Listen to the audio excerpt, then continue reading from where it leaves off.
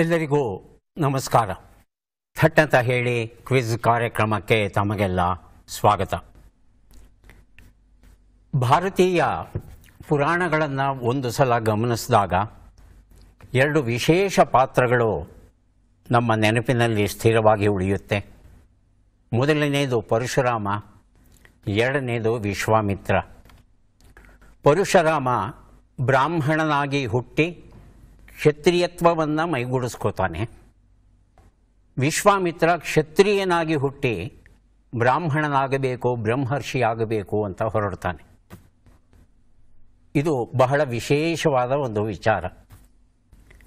ಪರಶುರಾಮನನ್ನು ವಿಷ್ಣುವಿನ ದಶಾವತಾರಗಳಲ್ಲಿ 6ನೆಯ ಅವತಾರ ಅಂತ ಕರೆಯೋದುಂಟು. ಒಂದು ವಿಶೇಷ ಉಂಟು ಪರಶುರಾಮನಲ್ಲಿ. ಈತ 4 ಯುಗಗಳಲ್ಲಿ ಸಲ್ತಾನೆ. ಪರಶುರಾಮನ ಕಥೆ ನಡೆಯೋದು ಕೃತಯುಗದಲ್ಲಿ. ಕಾರ್ತ್ಯವೀರ್ಯ ಅರ್ಜುನನ ಜೊತೆ ಯುದ್ಧ, ಕೊಲ್ಲೋದು ಇತ್ಯಾದಿ ಅಲ್ಲ. ಅದಾದ ಮೇಲೆ ತ್ರೇತಾಯುಗದಲ್ಲಿ ರಾಮನ ಜೊತೆ ಮುಖಾಮುಖಿ ಆಗುವಂಥ ಒಂದು ಪ್ರಸಂಗ ಬರುತ್ತೆ. ಇನ್ನು ಮಹಾಭಾರತಕ್ಕೆ ಬಂತು ಅಂದರೆ ಅಲ್ಲಿ ಪರಶುರಾಮನ ಪಾತ್ರ ಬಹಳ ದೊಡ್ಡದು. ಪರಶುರಾಮ ಯಾರ್ಯಾರಿಗೆ ಗುರು ಅಂತ ನೋಡ್ತಾ ಹೋಯಿತು ಅಂದರೆ ಪರಶುರಾಮನೇ ಕುರುಕ್ಷೇತ್ರ ಯುದ್ಧ ನಡೆಯೋದಕ್ಕೆ ಕಾರಣನಾದನ ಅನ್ನೋ ಅನುಮಾನ ಮನಸ್ಸಲ್ಲಿ ಮೂಡುತ್ತೆ. ಯಾಕಂದರೆ ಪರಶುರಾಮ ಭೀಷ್ಮನಿಗೆ ಗುರು, ದ್ರೋಣಾಚಾರ್ಯರಿಗೆ ಗುರು, ಕರ್ಣನಿಗೆ ಗುರು. ದ್ರೋಣಾಚಾರ್ಯರು, ಕರ್ಣ, ಭೀಷ್ಮ ಈ 3 ಮಹಾಭಾರತದಲ್ಲಿ ಪ್ರಧಾನ ಪಾತ್ರ ವಹಿಸ್ತಾರೆ. ಪರಶುರಾಮ ಶಿವನನ್ನು ಕುರಿತು ತಪಸ್ಸನ್ನು ಮಾಡಿ ಎಲ್ಲ ರೀತಿಯ ಆಯುಧಗಳನ್ನು ಸಂಗ್ರಹಿಸಿಕೊಂಡು ಪರಶುವನ್ನು ಶಿವನಿಂದ ಪಡೆದು ಈತ ದೇವಾಸುರ ಯುದ್ಧದಲ್ಲಿ ದೇವತೆಗಳ ಪರವಾಗಿ ಹೋರಾಡಿ ರಾಕ್ಷಸರನ್ನು ಕೊಲ್ತಾನೆ. ಅದಾದ ಮೇಲೆ ಆ ಅಸ್ತ್ರಗಳನ್ನೆಲ್ಲ ತಗೊಂಡು ಭೂಮಿಯನ್ನು 21 ಸಲ ಸುತ್ತಿ ಎಲ್ಲ ಕ್ಷತ್ರಿಯರನ್ನು ಕೊಂದು ಅವರ ರಕ್ತದಿಂದ ಕೊಳಗಳನ್ನು ನಿರ್ಮಿಸಿ ಎಲ್ಲವೂ ಆದ ಮೇಲೆ ಏನು ಮಾಡಬೇಕು ಈ ಭೂಮಿಯನ್ನು ತಗೊಂಡು ಅಂತ ಆಶ್ಚರ್ಯವಾದಾಗ ಆ ಭೂಮಿಯನ್ನು ಕಶ್ಯಪರಿಗೆ ದಾನ ಮಾಡ್ತಾನೆ. ಮತ್ತೆ ಸಮುದ್ರ ಈ ಪಶ್ಚಿಮ ಕರಾವಳಿಯನ್ನು ನುಂಗಿದಾಗ ಅಲ್ಲಿಗೆ ಹೋಗಿ ಸಮುದ್ರ ರಾಜನ ಜೊತೆ ಮಾತುಕತೆ ಆಡಿ ಆತನಿಂದ ನೆಲವನ್ನು ವಾಪಸ್ ಪಡಿತಾನೆ. ಗೋಕರ್ಣ ಕ್ಷೇತ್ರವನ್ನು ಮರುಸ್ಥಾಪಿಸ್ತಾನೆ. ಹಾಗೆಯೇ ಎಲ್ಲವನ್ನೂ ದಾನ ಮಾಡಿದ ಮೇಲೆ ದ್ರೋಣಾಚಾರ್ಯರು ಬಂದು ನನಗೆ ಏನಾದರೂ ದಾನ ಕೊಡಿ ಎಂದಾಗ ಅಷ್ಟೂ ಅಸ್ತ್ರಗಳನ್ನು ದ್ರೋಣಾಚಾರ್ಯರಿಗೆ ಕೊಟ್ಟಾಗ ಆ ದ್ರೋಣಾಚಾರ್ಯರೇ ಆ ಅಸ್ತ್ರಗಳನ್ನು ಅರ್ಜುನನಿಗೆ ಕಲಿಸಿಕೊಟ್ಟಾಗ ಅದು ಮಹಾಭಾರತದ ಕುರುಕ್ಷೇತ್ರ ಯುದ್ಧಕ್ಕೆ ಮೂಲವಾಗುತ್ತೆ. ಇನ್ನು ಇವೆಲ್ಲ ಸಹವಾಸ ಸಾಕು ಅಂತ ಹೇಳಿ ಈ ಕಲಿಯುಗದಲ್ಲಿ ಆತ ಮಹೇಂದ್ರ ಪರ್ವತದಲ್ಲಿ ತಪಸ್ಸನ್ನು ಮಾಡ್ತಾ ಇದ್ದಾನಂತೆ. ಪರಶುರಾಮನ ಚರಿತ್ರೆ ನಿಜಕ್ಕೂ ಅದ್ಭುತವಾದದ್ದು, ರೋಚಕವಾದದ್ದು, ಹಾಗೆಯೇ ನಮ್ಮನ್ನು ಯೋಚನೆಗೆ ಹಚ್ಚುವಂಥದ್ದು. ರಾಮನಷ್ಟು ಪ್ರಸಿದ್ಧನಲ್ಲ, ಕೃಷ್ಣನಷ್ಟು ಪ್ರಸಿದ್ಧನಲ್ಲ. ಯಾಕೆ ಈತ ಪ್ರಸಿದ್ಧನಾಗಲಿಲ್ಲ ಅಂದರೆ ಈತ ಯಾವುದೋ ಒಂದು ಸಣ್ಣ ದ್ವೇಷದ ಕಿಚ್ಚನ್ನು ಮನಸ್ಸಲ್ಲಿ ಇಟ್ಟುಕೊಂಡು ಈತ ತನ್ನ ಬದುಕನ್ನು ನಡೆಸೋ ಕಾರಣ ಅದಷ್ಟು ಜನಪ್ರೀತಿ ಆತ ಆ ಪಾತ್ರ ಗಳಿಸಲಿಲ್ಲ. DS ಶ್ರೀಧರ್ ಅವರು ವೀರ ತಪಸ್ವಿ ಪರಶುರಾಮ ಎನ್ನುವ ಈ ಒಂದು ಪುಸ್ತಕದಲ್ಲಿ ಸಂಪೂರ್ಣವಾಗಿ ಪರಶುರಾಮನ ಕಥೆಯನ್ನು ಬರೀತಾ ಹೋಗ್ತಾರೆ. ಇವರು ಪ್ರಧಾನವಾಗಿ ಬ್ರಹ್ಮಾಂಡ ಪುರಾಣವನ್ನು ಆಶ್ರಯಿಸಿದ್ದಾರೆ.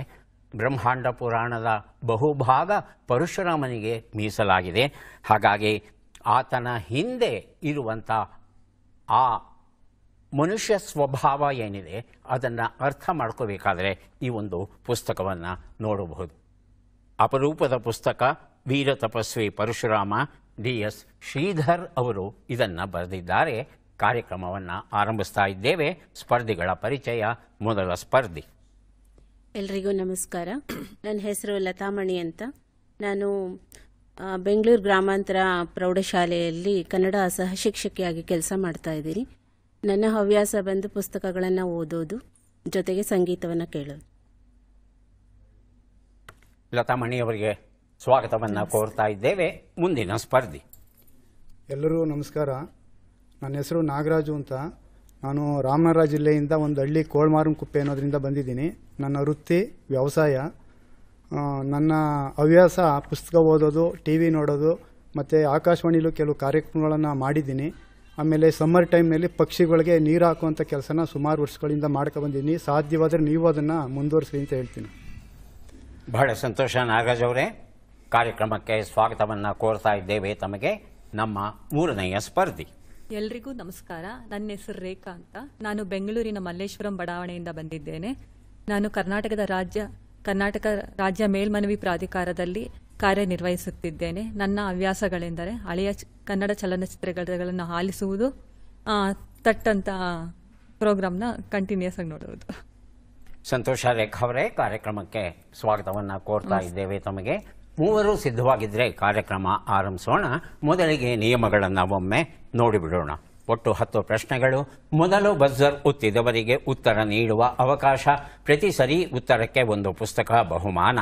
ಆಯ್ಕೆಗಳು ಬರುವ ಮೊದಲೇ ಬಜರ್ ಒತ್ತಿ ಸರಿ ಉತ್ತರ ನೀಡಿದರೆ 2 ಪುಸ್ತಕ ಬಹುಮಾನ. 100 ಅಂಕ ಗಳಿಸಿದವರಿಗೆ ಒಂದು ಪುಸ್ತಕ. ವಿಶೇಷ ಬಹುಮಾನ. ನಕಾರಾತ್ಮಕ ತಂತ್ರಗಳಿಗೆ ಅವಕಾಶವಿಲ್ಲ. ಕಾರ್ಯಕ್ರಮದ ಮೊದಲ ಪುಸ್ತಕ, ಮೊದಲ ಪ್ರಶ್ನೆ. ವಿಶ್ವಯಾನಕ್ಕೆ ಗಣಿತ ವಾಹನ. SV ಶ್ರೀನಿವಾಸ ಮೂರ್ತಿ ಬರೆದಂಥ ಪುಸ್ತಕ. ಮೊದಲ ಪ್ರಶ್ನೆ ಈಗ ಬಂತು. ಪ್ರಶ್ನೆಯನ್ನು ನೋಡೋಣ. ಧರ್ಮಕ್ಕೆ ಮೂಲ ಯಾವುದು? ಆಯ್ಕೆಗಳು ಬರೋದಕ್ಕೆ ಮೊದಲು ಲತಾಮಣಿ ಹಾಗೂ ನಾಗರಾಜ್ ಇಬ್ಬರು ಬಜರ್ ಒತ್ತಿದ್ದಾರೆ. ಲತಾಮಣಿ. ಧರ್ಮಕ್ಕೆ ದಯವೇ ಮೂಲ. ದೈವವೇ ಮೂಲ. ದಯೆಯೇ ಧರ್ಮದ ಮೂಲವಯ್ಯ. ನಮ್ಮ ಬಸವಣ್ಣನವರು ಹೇಳಿರೋ ಹಾಗೆ. ನಾಗರಾಜ್. ದಯೆಯೇ ಧರ್ಮದ ಮೂಲ. ಅದೇ ಉತ್ತರ. ಆಯ್ಕೆಗಳನ್ನು ನೋಡೋಣ.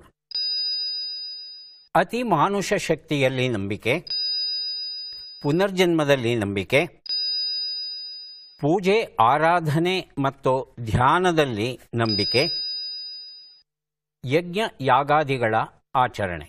ಧರ್ಮಕ್ಕೆ ಮೂಲ ಯಾವುದು ಅಂತ ತಿಳ್ಕೋಬೇಕಾಗಿದೆ. ತಾವು ಕೊಟ್ಟಂಥ ಉತ್ತರ ಇಲ್ಲಿಲ್ಲ. ಸರಿಯಾದ ಉತ್ತರವನ್ನು ಈಗ ರೇಖಾ ಅವರು. ಅತಿ ಮಾನುಷ ಶಕ್ತಿಯಲ್ಲಿ ನಂಬಿಕೆ. ಅತಿ ಮಾನುಷ ಶಕ್ತಿಯಲ್ಲಿ ನಂಬಿಕೆ ಆಯ್ಕೆ 1. ಉತ್ತರವನ್ನು ನೋಡೋಣ. ಅತಿ ಮಾನುಷ ಶಕ್ತಿಯಲ್ಲಿ ನಂಬಿಕೆ ಅನ್ನೋದು ಸರಿಯಾದ ಉತ್ತರ ಆಗಿತ್ತು. ಆದರೆ 3ನೇವರಾಗಿ ತಾವು ಉತ್ತರ ಕೊಟ್ಟಿದ್ದೀರಿ. ಪುಸ್ತಕ ತಮಗೆ ದೊರೀತಾ ಇಲ್ಲ. ಕೇವಲ ಹಿಂದೂ ಧರ್ಮ ಮಾತ್ರ ಅಲ್ಲ, ಜಗತ್ತಿನ ಯಾವುದೇ ಧರ್ಮವನ್ನು ತಗೊಳ್ಳಿ, ಆ ಧರ್ಮಕ್ಕೆ ಮೂಲ ಅತಿಮಾನುಷ ಶಕ್ತಿಯಲ್ಲಿ ಒಂದು ನಂಬಿಕೆ. ಸಕಲ ಬ್ರಹ್ಮಾಂಡವನ್ನು, ಈ ಭೂಮಿಯಲ್ಲಿರ್ತಕ್ಕಂಥ ಎಲ್ಲ ಜೀವರಾಶಿಗಳನ್ನು, ಮನುಷ್ಯನನ್ನು, ಎಲ್ಲವನ್ನೂ ಸೃಷ್ಟಿ ಮಾಡುವಂಥ ಒಂದು ಶಕ್ತಿ ಇದೆ. ಅತಿಮಾನುಷ ಶಕ್ತಿ ಇದೆ. ಆ ಅತಿಮಾನುಷ ಶಕ್ತಿ ಹೇಳಿದ ಹಾಗೆ ನಾವೆಲ್ಲ ಕೇಳಬೇಕು ಅಂದ್ಕೊಂಡು ಮನುಷ್ಯ ಈ ಧರ್ಮ ಅಂತಕ್ಕಂಥ ಒಂದು ವಿಶೇಷವಾದ ನಡಾವಳಿಗಳನ್ನು ರೂಪಿಸ್ಕೊಂಡ. ಹಾಗಾಗಿ ಮನುಷ್ಯನನ್ನು ಹಾಗೂ ಬ್ರಹ್ಮಾಂಡನನ್ನು ರಚಿಸಿದ ಒಂದು ಶಕ್ತಿಯ ಅಸ್ತಿತ್ವದಲ್ಲಿ ನಂಬಿಕೆ ಏನಿದೆ, ಆ ನಂಬಿಕೆಯೇ ಧರ್ಮಕ್ಕೆ ಮೂಲವಾಗುತ್ತೆ. ಮುಂದಿನ ಪುಸ್ತಕ ಮತ್ತು ಪ್ರಶ್ನೆಯನ್ನು ನೋಡೋಣ. ಸಮ್ಮೇಳನಾಧ್ಯಕ್ಷರ ಭಾಷಣಗಳು. ಸಿರಿಗೇರಿ ಯರಿಸ್ವಾಮಿ ಬರೆದಿರುವಂಥದ್ದು ನಮ್ಮ ಪ್ರಶ್ನೆ. ಪೃಥ್ವಿರಾಜ ಚೌಹಾಣ್ ಯಾವ ರಾಜವಂಶಕ್ಕೆ ಸೇರಿದವನು? ಆಯ್ಕೆಗಳನ್ನು ನೋಡೋಣ.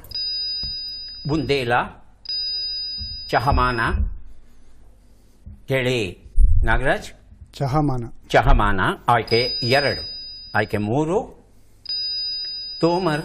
ಆಯ್ಕೆ 4 ಗಢವಾಲ್. ಹೇಳಿ ರೇಖಾ. ತೋಮರ್. ಉತ್ತರವನ್ನು ನೋಡೋಣ. ಸರಿಯಾದ ಉತ್ತರ ಚಹಮಾನ ಆಗಿತ್ತು. ಈ ಉತ್ತರವನ್ನು ನಾಗರಾಜ್ ಅವರು ಕೊಟ್ಟಿದ್ದಾರೆ. ಸಮ್ಮೇಳನಾಧ್ಯಕ್ಷರ ಭಾಷಣಗಳು ಎನ್ನುವ ಈ ಒಂದು ಪುಸ್ತಕವನ್ನು ಅವರಿಗೆ ಕೊಟ್ಟಿದ್ದೇವೆ. ಪ್ರಾಚೀನ ಭಾರತದಲ್ಲಿ ಇದ್ದಂಥ ಕ್ಷತ್ರಿಯರನ್ನು 4 ಗುಂಪುಗಳಲ್ಲಿ ವಿಭಾಗಿಸೋದು ಉಂಟು. ಸೂರ್ಯವಂಶ, ಚಂದ್ರವಂಶ, ಯದುವಂಶ ಮತ್ತು ಅಗ್ನಿವಂಶ ಅಂತ ಪ್ರಧಾನವಾಗಿ 4 ಭಾಗಗಳು.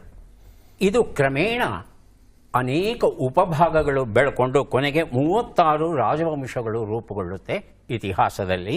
ಈ 36 ರಾಜವಂಶಗಳಲ್ಲಿ ಶಾಕಾಂಬರಿಯ ಚಹಮಾನರು ಅನ್ನೋದು ಬಹಳ ಮುಖ್ಯವಾದದ್ದು. ಈ ಚಹಮಾನರು ಅನ್ನೋ ಹೆಸರು ಏನಿದೆ, ಮುಂದಿನ ದಿನಗಳಲ್ಲಿ ಚೌಹಾಣರು ಅಂತ ಇದು ಪ್ರಸಿದ್ಧಿಗೆ ಬಂತು. ಹಾಗಾಗಿ ಪೃಥ್ವಿರಾಜ ಚೌಹಾಣ್ ಅಂತ ನಾವು ಕರೀತೇವೆ. ಆದರೆ ಮೂಲತಃ ಅದು ಚಹಮಾನ ಅನ್ನೋದು ಸರಿಯಾದ ರೂಪ. ಕ್ರಿಸ್ತಶಕ 6ನೇ ಶತಮಾನದಿಂದ 12ನೇ ಶತಮಾನದವರೆಗೆ ಇವರು ಉತ್ತರ ಭಾರತದ ಕೆಲವು ಪ್ರದೇಶಗಳನ್ನು, ಮುಖ್ಯವಾಗಿ ದಿಲ್ಲಿ ಸುತ್ತಮುತ್ತಲ ಪ್ರದೇಶವನ್ನು ರಾಜ್ಯವಾಳ್ತಾರೆ ಪೃಥ್ವಿರಾಜ ಚೌಹಾಣ್.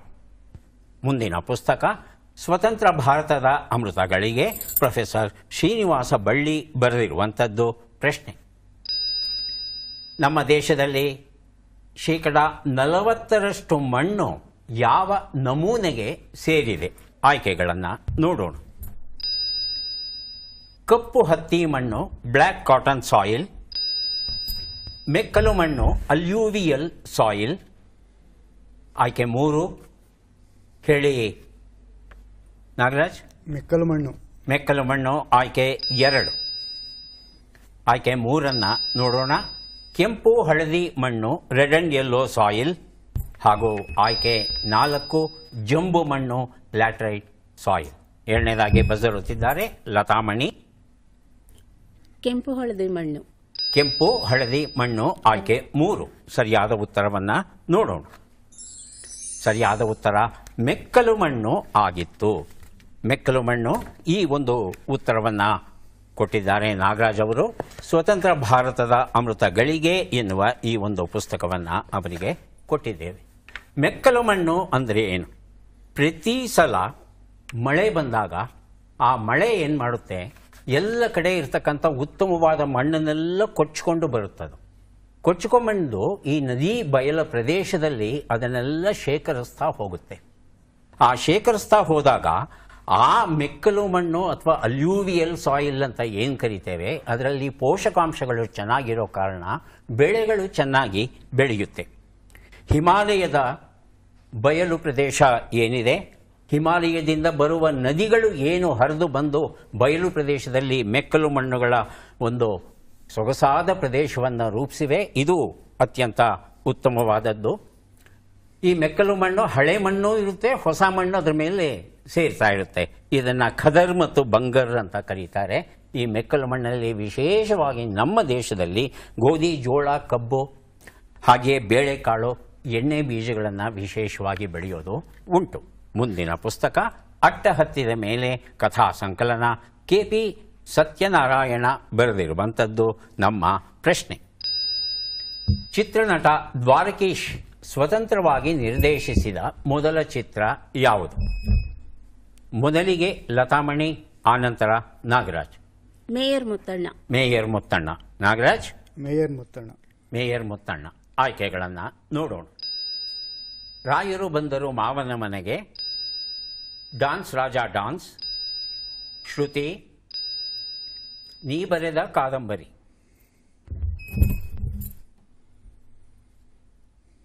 ಅಲ್ಲ, ಈಗ ಅವಕಾಶ ಇರೋದು ಕೇವಲ ರೇಖಾ ಅವ್ರಿಗೆ ಮಾತ್ರ. ಯಾಕಂದರೆ ತಾವಿಬ್ಬರು ಉತ್ತರ ಮೇಯರ್ ಮುತ್ತಣ್ಣ ಅಂತ ಕೊಟ್ಬಿಟ್ಟಿದ್ದೀರಾ. ಕೇಳೋಣ ರೇಖಾ ಅವರನ್ನು. ಡ್ಯಾನ್ಸ್ ರಾಜ ಡ್ಯಾನ್ಸ್. ಡ್ಯಾನ್ಸ್ ರಾಜ ಡ್ಯಾನ್ಸ್ ಉತ್ತರವನ್ನು ನೋಡೋಣ. ಆದರೆ ಸರಿಯಾದ ಉತ್ತರ ನೀ ಬರೆದ ಕಾದಂಬರಿ ಆಗಿತ್ತು. ಆ ಮೇಯರ್ ಮುತ್ತಣ್ಣ ಪೂರ್ಣ ಪ್ರಮಾಣದ ನಿರ್ಮಾಪಕರಾಗಿ ಚಿತ್ರವನ್ನು ಅವರು ತಯಾರು ಮಾಡ್ತಾರೆ. ಅವರು ನಿರ್ದೇಶನ ಮಾಡಲಿಲ್ಲ, ಸಿದ್ಧಲಿಂಗಯ್ಯ ಅವರು ನಿರ್ದೇಶನ ಮಾಡಿದ್ದು. ಇವರು ಈ ಹಿಂದಿ ಮೂಲದ ಒಂದು ಚಿತ್ರವನ್ನು ತಗೊಂಡು ಅದನ್ನು ಸೊಗಸಾಗಿ ಕನ್ನಡ ಪರಿಸರಕ್ಕೆ ಹೊಂದಿಸಿ ಮೊದಲ ಬಾರಿಗೆ ಈ ಚಿತ್ರವನ್ನು ಮಾಡ್ತಾರೆ. ತುಂಬ ಹಣ ಬರುತ್ತೆ ಈ ಚಿತ್ರವನ್ನು ನಿರ್ದೇಶಿಸಿದ ಮೇಲೆ. ಜೊತೆಗೆ ಅವರಿಗೆ ವಿಶ್ವಾಸ ಹೆಚ್ಚುತ್ತೆ. ನಂತರದ ದಿನಗಳಲ್ಲಿ ಅನೇಕ ಚಿತ್ರಗಳನ್ನು ಅವರು ನಿರ್ದೇಶಿಸ್ತಾ ಹೋಗ್ತಾರೆ. ನೀ ಬರೆದ ಕಾದಂಬರಿ ವಿಷ್ಣುವರ್ಧನ್ ಅಭಿನಯದ ಪ್ರಖ್ಯಾತ ಚಿತ್ರ. ಮುಂದಿನ ಪುಸ್ತಕ ಪ್ರಶ್ನೆಯನ್ನು ನೋಡೋಣ. ನಾಗೇಶ್ ಹೆಗಡೆ ಬರೆದ ನಮ್ಮೊಳಗಿನ ಬ್ರಹ್ಮಾಂಡ ಎನ್ನುವ ಪುಸ್ತಕ. ಪ್ರಶ್ನೆ: ಬಿಟ್ಟಕ್ಷರಗಳನ್ನು ತುಂಬಿ. ದೇ, ದ, ಎ, ಜ, ಕ್ಷ. ದೇಶದ ಎಲ್ಲೆಡೆ ಜಲಕ್ಷಾಮ. Buzzer buzzer buzzer. ದೇಶದ ಎಲ್ಲೆಡೆ ಜಲಕ್ಷಾಮ. ದೇಶದ ಎಲ್ಲೆಡೆ ಜಲಕ್ಷಾಮ ಅಂತ ಹೇಳ್ತಾ ಇದ್ದಾರೆ. ಹೌದಾ ನಾಗರಾಜ್? ದೇಶದ ಎಲ್ಲೆಡೆ ಅದೇ ಉತ್ತರವಾ ಜಲಕ್ಷಾಮ. ರೇಖಾ? ಹೌದು. ಉತ್ತರವನ್ನು ನೋಡೋಣ. ದೇಶದ ಎಲ್ಲೆಡೆ ಜಲಕ್ಷಾಮ ಉತ್ತರ ಸರಿಯಾಗಿದೆ. ಲತಾಮಣಿ ಅವರಿಗೆ ನಮ್ಮೊಳಗಿನ ಬ್ರಹ್ಮಾಂಡ ಈ ಒಂದು ಪುಸ್ತಕವನ್ನು ಕೊಟ್ಟಿದ್ದೇನೆ. ಮುಂದಿನ ಪುಸ್ತಕ ಲಹರಿ ಲಾಸ್ಯ, ವೆಂಕಟೇಶ್ MT ಬರೆದಿರುವಂಥದ್ದು. ಪ್ರಶ್ನೆ: ಈ ಕೆಳಗಿನ ಲೆಕ್ಕಗಳನ್ನು ಪೂರ್ಣಗೊಳಿಸಿ ಉತ್ತರಗಳನ್ನೆಲ್ಲ ಕೂಡಿ ಅಂತಿಮ ಉತ್ತರವನ್ನು ನೀಡಿ. ಲೆಕ್ಕಗಳು ಈಗ ಬಂದಿವೆ. 45 ಕೂಡು 89, 95 ಕಳೆ 49, 12 ಗುಣಿಸು 12, 171 ಭಾಗಿಸು 9.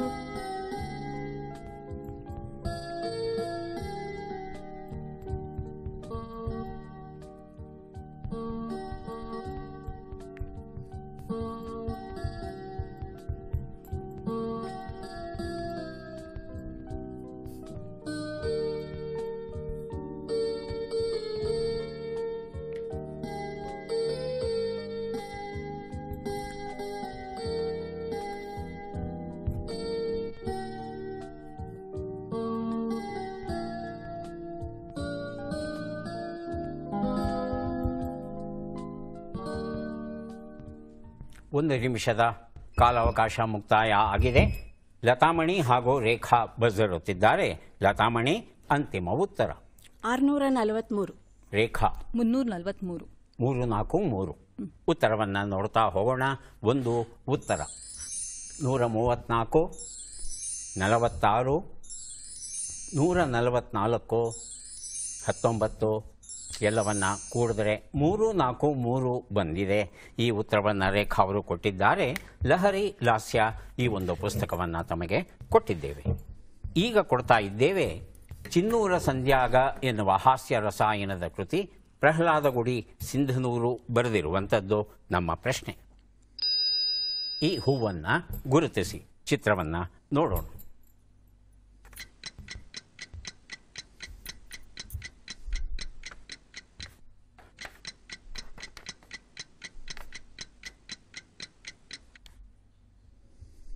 ಆಯ್ಕೆಗಳನ್ನು ನೋಡೋಣ. Acacia, amaranthus, acanthus, anthericum. ಮೊದಲಿಗೆ ನಾಗರಾಜ್, ಆನಂತರ ರೇಖಾ. ಅಕೇಶಿಯಾ. ಅಕೇಶಿಯಾ ಆಯ್ಕೆ 1. ಹೇಳಿ ರೇಖಾ. ಅಂಕ್ಯಾಥಸ್. ಅಕ್ಯಾಂಥಸ್ ಆಯ್ಕೆ 3. ಉತ್ತರವನ್ನು ನೋಡೋಣ. ಅಕೇಶಿಯಾ ಉತ್ತರ ಸರಿಯಾಗಿದೆ. ನಾಗರಾಜ್ ಈ ಉತ್ತರ ಕೊಟ್ಟಿದ್ದಾರೆ. ಚಿನ್ನೂರ ಸಂಧ್ಯಾಗ ಎನ್ನುವ ಈ ಒಂದು ಪುಸ್ತಕವನ್ನು ಅವರಿಗೆ ಕೊಟ್ಟಿದ್ದೇವೆ. ಈ ಅಕೇಶಿಯಾ ಅನ್ನೋದು ಇಂಗ್ಲಿಷ್ ಮೂಲದ ಮತ್ತು ವೈಜ್ಞಾನಿಕ ನಾಮಧೇಯದ ಮೂಲದಲ್ಲಿ ಬಳಸುವಂಥ ಶಬ್ದ ಅಕೇಶಿಯಾ. ಕನ್ನಡದಲ್ಲಿ ಸಾಮಾನ್ಯವಾಗಿ ನಾವು ಇದನ್ನು ಗೊಬ್ಳಿ ಹೂವು ಅಂತ ಕರಿತೇವೆ. ಇದರ ತವರು ಏನಿದೆ ಇದು ಆಫ್ರಿಕಾ ಮತ್ತು ಆಸ್ಟ್ರೇಲಿಯಾ. ಈ ಗಿಡ ಇದೆಯಲ್ಲ, ನಿಜಕ್ಕೂ ಅನೇಕ ಜೀವಿಗಳು ಬದುಕುಳಿಯೋದಕ್ಕೆ ಇದು ಕಾರಣವಾಗಿದೆ. ಯಾಕಂದರೆ ಮರುಭೂಮಿಯಲ್ಲಿ ಮತ್ತು ಈ ಬಂಜರು ಭೂಮಿಯಲ್ಲಿ ಬಹಳ ಪೊಗದಸ್ತಾಗಿ ಬೆಳೆಯೋದು ಅಂದರೆ ಇದೊಂದೇ ಗಿಡ. ಹಾಗಾಗಿ ಅನೇಕ ಪ್ರಾಣಿಗಳು ಈ ಮರದ ಎಲೆಗಳಿಗಾಗಿ, ಹೂಗಳಿಗಾಗಿ ಕಾಯ್ತಾ ಇರುತ್ತವೆ ತಮ್ಮ ಜೀವವನ್ನು ಉಳಿಸ್ಕೊಳ್ಳೋದಕ್ಕೆ.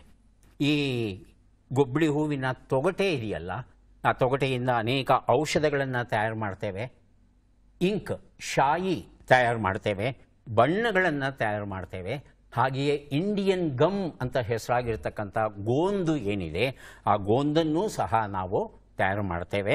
160ಕ್ಕೂ ಹೆಚ್ಚು ನಮೂನೆಗಳಿವೆಯಂತೆ ಈ ಗೊಬ್ಬಳಿ ಹೂಗಳಲ್ಲಿ.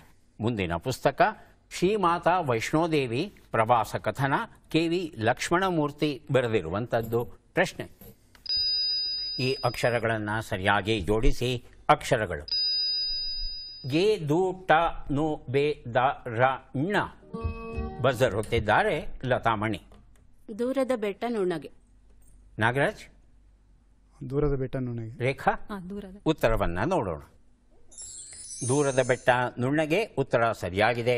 ಶ್ರೀಮಾತಾ ವೈಷ್ಣೋದೇವಿ ಪುಸ್ತಕವನ್ನು ಲತಾಮಣಿ ಅವರಿಗೆ ಕೊಟ್ಟಿದ್ದೇವೆ. ಮುಂದಿನ ಪುಸ್ತಕ ಮತ್ತು ಪ್ರಶ್ನೆಯನ್ನು ಈಗ ನೋಡೋಣ. 3 ಪುಸ್ತಕಗಳನ್ನು ಕೊಡೋದಕ್ಕೆ ನಾವು ಸಿದ್ಧವಾಗಿದ್ದೇವೆ. ಪದಬಂಧ ಬಂದಿದೆ. ಸುಳುಹುಗಳನ್ನು ನೋಡೋಣ. ಮೂಲ ಅಥವಾ ಸಹಜ ರೂಪ ಬೊಗಸೆ ಸುಂದರ ರೂಪ ಇಲ್ಲದವನು.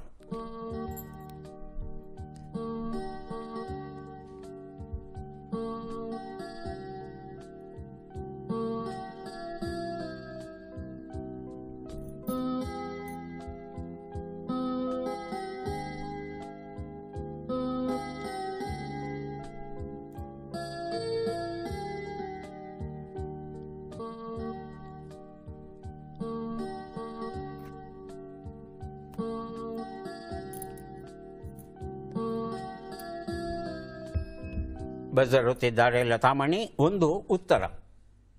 ನಿಸರ್ಗ ರೂಪ. ಹ? ನಿಸರ್ಗ ರೂಪ. ಮೂಲ ಅಥವಾ ಸಹಜ ರೂಪ. 2-3 ಸಿಕ್ಕಿದೆಯಾ? ಹಾಂ. ಒಂದು ಉತ್ತರ ನಿಜಸ್ವರೂಪ. ಎರಡನೇ ಪ್ರಶ್ನೆಗೆ ಉತ್ತರ ಅಂಜಲಿ. ಅಂಜಲಿ. ಉತ್ತರವನ್ನು ನೋಡೋಣ. ಅಂಜಲಿ ಉತ್ತರ ಸರಿಯಾಗಿದೆ. ಅಂತರಗಂಗೆ ಕವನ ಸಂಕಲನ ಕೊಟ್ಟಿದ್ದೇನೆ. 3 ಉತ್ತರ. ಯಾರು ಬೇಕಾದರೂ ಬಜರ್ ಎತ್ತಬಹುದು, ಉತ್ತರ ಕೊಡಬಹುದು. ಮೊದಲಿಗೆ ನಾಗರಾಜ್, ನಂತರ ರೇಖಾ. ನಾಗರಾಜ್. ಕುರೂಪಿ ಸರ್. ಕುರೂಪಿ. ರೇಖಾ ಕುರೂಪಿ. ಕುರೂಪಿ. ಉತ್ತರವನ್ನು ನೋಡೋಣ. ಕುರೂಪಿ ಉತ್ತರ ಸರಿಯಾಗಿದೆ. ಜೀವನ್ಮುಖಿ ಕಿರು ನಾಟಕಗಳ ಪುಸ್ತಕ ಮಮತಾ ನಾಗರಾಜ್ ಬರೆದಿರುವಂಥದ್ದು. ನಾಗರಾಜ್ ಅವರಿಗೆ ಕೊಟ್ಟಿದ್ದೇವೆ. ಈಗ ಕೊನೆಯ ಘಟ್ಟಕ್ಕೆ ಬಂದಿದ್ದೇವೆ. ಚಟ್ಪಟ್ ಚಿನ್ಕುರುಳಿ. 5 ಪ್ರಶ್ನೆಗಳು. ಮೊದಲ ಅವಕಾಶ ಲತಾಮಣಿಯವರಿಗೆ. ಸಿದ್ಧವಾಗಿದ್ದರೆ ಆರಂಭಿಸ್ತೇವೆ. ಮೊದಲ ಪ್ರಶ್ನೆ ಈಗ ಬಂತು. ಮಂಕುಕವಿ ಎನ್ನುವ ನುಡಿಗಟ್ಟಿನ ಅರ್ಥವೇನು? ಕಳೆಗುಂದು, ಕೊಳೆ ಹೆಚ್ಚು. ಕಳೆಗೊಂದು. ಮುಂದಿನ ಪ್ರಶ್ನೆ. ಹಲ್ಲಿನಿಂದ ಹಿಡಿ ಎಂಬ ಅರ್ಥವನ್ನು ಕೊಡುವ ಶಬ್ದ ಯಾವುದು? ಕಚ್ಚು, ಕುಚ್ಚು. ಕಚ್ಚು. ಮುಂದಿನ ಪ್ರಶ್ನೆ. ದ್ರೌಪದಿಯ ಸ್ವಯಂವರ ಸಂದರ್ಭದಲ್ಲಿ ಅರ್ಜುನನು ಕರ್ಣನ ಮಗನನ್ನ ಕೊಂದನು. ಅವನ ಹೆಸರೇನು? ಸುಧಾಮ, ಪರಂಧಾಮ. ಸುಧಾಮ. ಮುಂದಿನ ಪ್ರಶ್ನೆ. ಈ ಗಾದೆಯನ್ನು ಪೂರ್ಣಗೊಳಿಸಿ. ಅನ್ನ ಇಟ್ಟು ಸಾಕು ಎನಿಸಬಹುದು. ಮುಂದಿನ ಪ್ರಶ್ನೆ. ಈ ಒಗಟನ್ನು ಬಿಡಿಸಿ. ಹಾಲು ಉಕ್ಕಿದ್ರೆ ನೀರು ಹಾಕ್ತಾರಾ? ನೀರು ಉಕ್ಕಿದ್ರೆ ಏನು ಹಾಕ್ತಾರಾ? ಉತ್ತರವನ್ನು ನೋಡ್ತಾ ಹೋಗೋಣ. 1 ಉತ್ತರ ಮಂಕುಕವಿ, ಕಳೆಗುಂದು ಸರಿಯಾಗಿದೆ. 2 ಉತ್ತರ ಹಲ್ಲಿನಿಂದ ಹಿಡಿ, ಕಚ್ಚು ಸರಿಯಾಗಿದೆ. 3 ಉತ್ತರ ಸುಧಾಮ ಸರಿಯಾಗಿದೆ. 4 ಉತ್ತರ ಅನ್ನ ಇಟ್ಟು ಸಾಕು ಎನಿಸಬಹುದು, ಹೊನ್ನು ಕೊಟ್ಟು ಸಾಕು ಎನಿಸಲಾಗದು. ಇದು ಸರಿಯಾದ ರೂಪ. 5ನೇ ಪ್ರಶ್ನೆಗೆ ಉತ್ತರ ಇದು ನಾವೇ ಅಥವಾ ದೋಣಿ ಅನ್ನೋದು ಸರಿಯಾದ ಉತ್ತರ ಆಗಿತ್ತು. 3 ಪ್ರಶ್ನೆಗಳಿಗೆ ಸರಿಯಾದ ಉತ್ತರ ಕೊಟ್ಟಿದ್ದಾರೆ ಲತಾಮಣಿ ಅವರು. 3 ಪುಸ್ತಕಗಳನ್ನು ಅವರಿಗೆ ಕೊಡ್ತಾ ಇದ್ದೇವೆ. ಈಗ ಅವಕಾಶ ನಾಗರಾಜ್ ಅವರಿಗೆ ಬರ್ತಾ ಇದೆ. ನಾಗರಾಜ್ ಅವರು ಸಿದ್ಧವಾಗಿದ್ದರೆ ಪ್ರಶ್ನೆಗಳನ್ನು ಆರಂಭಿಸ್ತೇವೆ. ಮೊದಲ ಪ್ರಶ್ನೆ. ಮಂಕುದಿಣ್ಣೆ ಎನ್ನುವ ನುಡಿಗಟ್ಟಿನ ಅರ್ಥವೇನು? ಸ್ವಲ್ಪ ಪೆದ್ದ, ಬಹಳ ಪೆದ್ದ. ಸ್ವಲ್ಪ ಪೆದ್ದ. ಮುಂದಿನ ಪ್ರಶ್ನೆ. ಅಪಕ್ವವಾದ, ಬೇಗನೆ ಹಾಳಾಗುವ ಎಂಬ ಅರ್ಥವನ್ನು ಕೊಡುವ ಶಬ್ದ ಯಾವುದು? ಕಚ್ಚಾ, ಸಚ್ಚ. ಕಚ್ಚ. ಮುಂದಿನ ಪ್ರಶ್ನೆ. ಉತ್ತರ ಗೋಗ್ರಹಣ ಕಾಲದಲ್ಲಿ ಅರ್ಜುನನು ಕರ್ಣನ ಸೋದರನನ್ನ ಕೊಂದನು. ಅವನ ಹೆಸರೇನು? ಶತ್ರುಂತಪ, ಚಿತ್ರಸೇನ. ಚಿತ್ರಸೇನ. ಮುಂದಿನ ಪ್ರಶ್ನೆ. ಈ ಗಾದೆಯನ್ನು ಪೂರ್ಣಗೊಳಿಸಿ. ಅತ್ತೆ ಒಡೆದ ಮಡಕೆಗೆ. ಮುಂದಿನ ಪ್ರಶ್ನೆ. ಈ ಒಗಟನ್ನು ಬಿಡಿಸಿ. ಬಾಲವಿದೆ ಹನುಮಂತನಲ್ಲ, ಹಾರುತ್ತಿದೆ ಪಕ್ಷಿಯಲ್ಲ, ಕೋಡುಗಳಿವೆ ಪ್ರಾಣಿಯಲ್ಲ.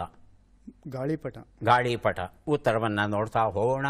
1 ಉತ್ತರ ಮಂಕುದಿಣ್ಣೆ, ಬಹಳ ಪೆದ್ದ. 2ನೇ ಪ್ರಶ್ನೆಗೆ ಉತ್ತರವನ್ನು ನೋಡೋಣ. ಕಚ್ಚಾ ಸರಿಯಾಗಿದೆ. 3ನೇ ಪ್ರಶ್ನೆಗೆ ಉತ್ತರ ಶತ್ರುಂತಪ ಆಗಿತ್ತು, ಚಿತ್ರಸೇನ ಅಂತ ಹೇಳಿದ್ರಿ. 4ನೇ ಪ್ರಶ್ನೆಗೆ ಉತ್ತರ ಅತ್ತೆ ಒಡೆದ ಮಡಕೆಗೆ ಬೆಲೆ ಇಲ್ಲ. 5ನೇ ಪ್ರಶ್ನೆಗೆ ಉತ್ತರ ಗಾಳಿಪಟ ಅಂದ್ರಿ. ಉತ್ತರ ಸರಿಯಾಗಿದೆ.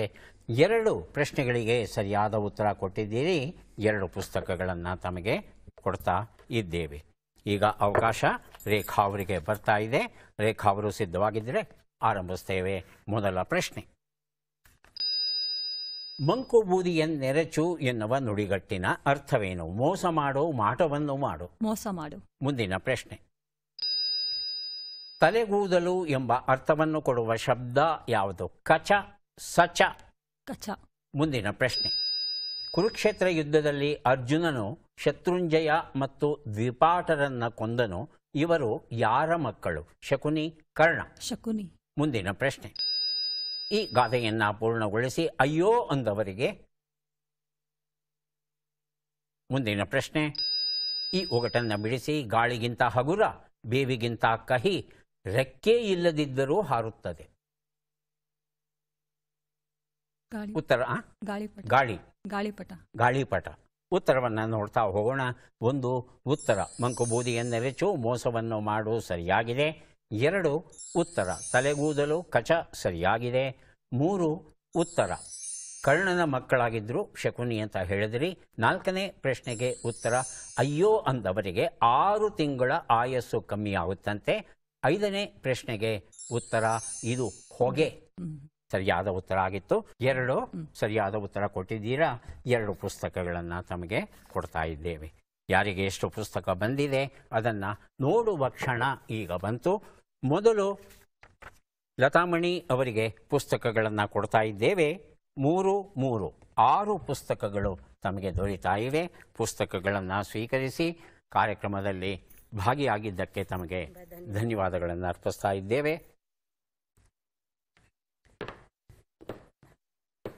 ನಾಗರಾಜ್ ಅವರಿಗೆ ತಮಗೂ ಸಹ 6 ಪುಸ್ತಕ ಬರ್ತಾ ಇದೆ. ಸ್ವೀಕರಿಸಿ. ಅಭಿನಂದನೆಗಳು.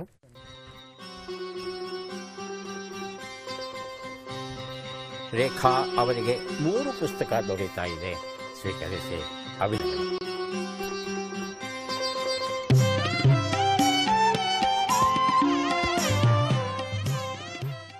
ಮತ್ತೆ ಭೇಟಿಯಾಗೋಣ. ನಮಸ್ಕಾರ.